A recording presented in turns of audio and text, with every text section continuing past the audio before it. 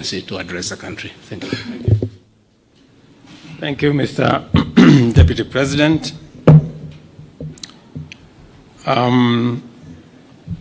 Your Excellencies, Mr. Vice President, former Prime Minister, former Vice President, the two speakers of our National Assembly and Senate, leaders of majority, fellow leaders present here. Welcome to this occasion. The National Dialogue Committee, established last year, resulted from the closing of ranks across the political divide to forge consensus on a number of priority national issues, including the reconstitution of the IEBC. Today's assent of the IEBC Amendment Bill therefore marks a significant step in the actualization of one of the recommendations of NADCO and testifies to our country's ability to navigate difficult, complex, and sometimes divisive issues that could undermine our national cohesion, undermine our stability and security if we leave it unattended. The signing of this bill paves way for the establishment of the selection panel for the appointment of IEBC commissioners. The IEBC remains a cornerstone of our democracy, responsible for overseeing regular elections at various levels, and on the overall, ensuring that our electoral cycle is managed transparently and administered in an impartial, neutral, efficient, accurate, and accountable manner. I concur with leaders who have said there must be professionalism and integrity as part of the cardinal principles of the men and women who will be charged with the responsibility of overseeing our elections. The spirit of NADCO is the spirit of unity, bipartisanship, and consensus building, values which have helped our nation overcome its most challenging moments. Even as I assent to this bill, I look forward to supporting and facilitating any other outputs of the national consensus that was NADCO to ensure that Kenya moves forward and with as many hands on deck as is possible. The leadership of Parliament, both on the majority and minority sides, have heard what the leaders here have said, and they should proceed with dispatch and expedite the other recommendations that are contained in the NADCO report and process the necessary bills and interventions that are necessary for us to actualize the output of that report. Beyond NADCO, we are currently engaged in discussions as a country about our economy. As we know, the country has faced a series of economic shocks, including COVID-19 pandemic, globally high interest rates, and devastating droughts and floods, events which have impacted negatively on our economy and our capacity to secure resources for development and to also meet our debt service obligations.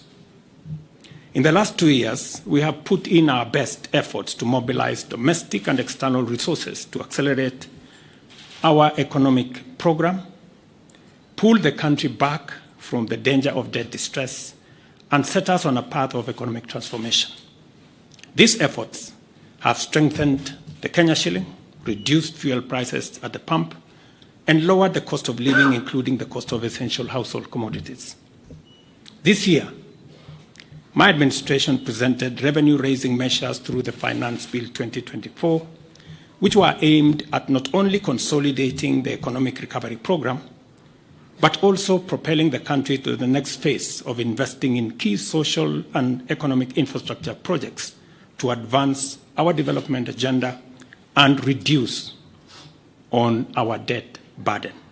However, many voices expressed disapproval of these proposals, leading me to drop the bill and terminate the process.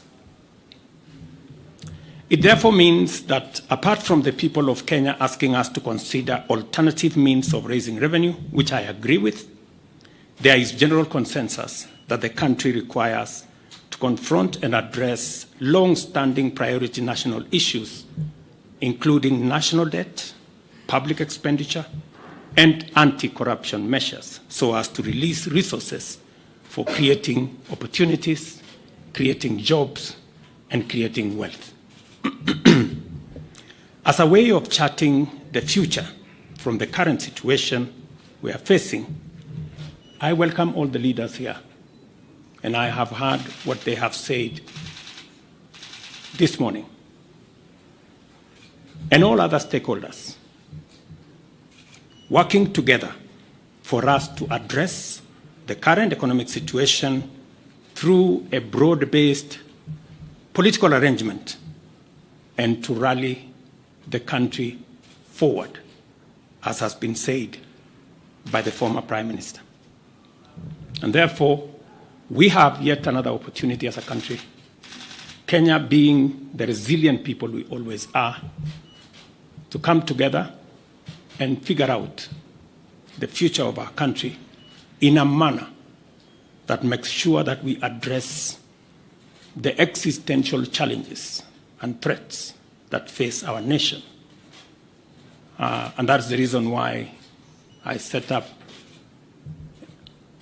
a committee to work and audit our debt, for us to interrogate our expenditure, and for us to work on anti-corruption. I want to encourage Parliament to expedite the conflict of interest bill that will support our anti-corruption measures, especially in relation to public officers. And I am hopeful that these are some of the conversations that we will be engaged in going forward. I am very confident that, as always, Kenya knows how to pull together, and leaders know how to come together in the best interest, not of individuals, not of parties, but the collective body of the Kenyan people. And I look forward to working with leaders, as I have said, going forward on a broad-based political mechanism that will see us steer the country to the future. Thank you very much to all.